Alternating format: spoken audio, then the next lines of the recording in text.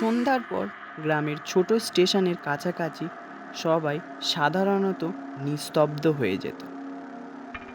এক রাতের অন্ধকারে গ্রামের লোকেরা ট্রেনের একটা অদ্ভুত শব্দ শুনতে পেল। শব্দটা ছিল রহস্যময় এবং ভীতিকর।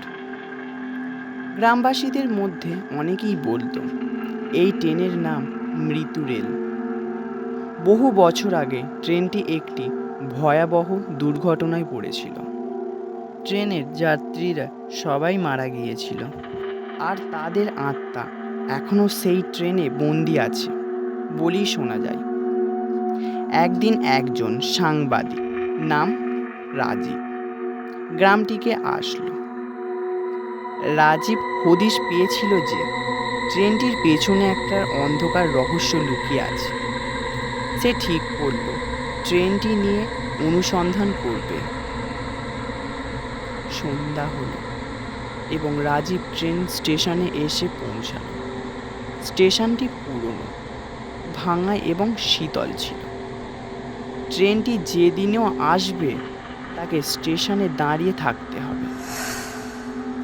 রাজীবের মনে ভয় ছিল, কিন্তু সে সাহসী হয়ে ট্রেনের অপেক্ষায় থাকল।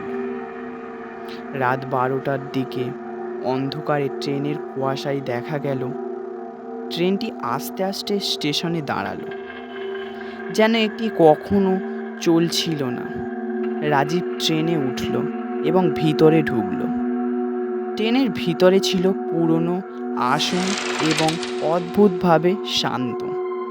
রাজীব দেখতে পেল ট্রেনের ভিতর কিছু মানুষ বসে আছে। তারা ছিল শান্ত এবং নিরীহ, কিন্তু তাদের চোখে ছিল এক অদ্ভুত তপ্ত। তারা কথা বলছিল না, তাদের মুখ উজ্জ্বল ছিল। রাজীব মনে ভাবল, এই আত্মারা কি সে? ট্রেনটি ধীরে ধীরে চলতে শুরু করল। রাজীব অনুভব করল এটি যেন কোনো নির্দিষ্ট গন্তব্য যাচ্ছে না। ট্রেনটি পুরনো রেলপথ ধরে যাচ্ছিল, আর পথের ধারে কিছু অদ্ভুত দৃশ্য দেখা যাচ্ছিল। রাজীব অনুভব করল সে একটি অবসন্ন একঘেয়েমি স্থানে যাচ্ছে। এক যাত্রী, যিনি আরও পুরনো ছিলেন, রাজীবকে বলল, আমরা এখানে ফেঁসে আছি, আমাদের মুক্তি নেই। অনেক বছর আগে ঘটনার পর আমরা এই ট্রেনের বন্দী। আমাদের মুক্তি দেওয়া হলে আমরা শান্তি পাব। রাজীব বুঝতে পারল আমাদের মুক্তির জন্য একটি বিশেষ আচার বা প্রার্থনা দরকার। তিনি দ্রুত সিদ্ধান্ত নিলেন ট্রেনের যাত্রীদের সাথে এক রাত্রি হয়ে একটি প্রার্থনা শুরু করবে। রাজীব প্রার্থনার নিয়োজিত হলেন, আত্মাদের শান্তি ও মুক্তির কামনা করে।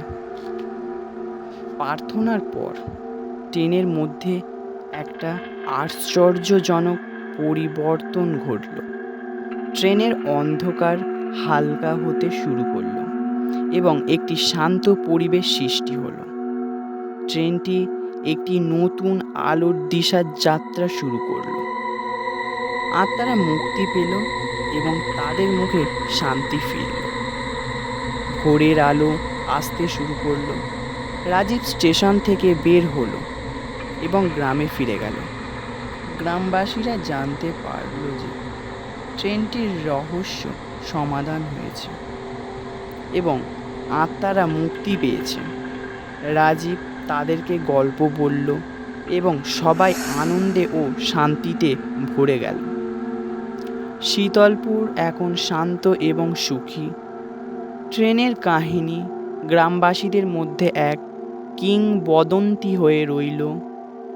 রাজীব ফিরে গেল তার জীবনে, কিন্তু শীতলপুরের মানুষ তার সাহায্য এবং সাহসের জন্য চিরকাল কৃতজ্ঞ থাকবে।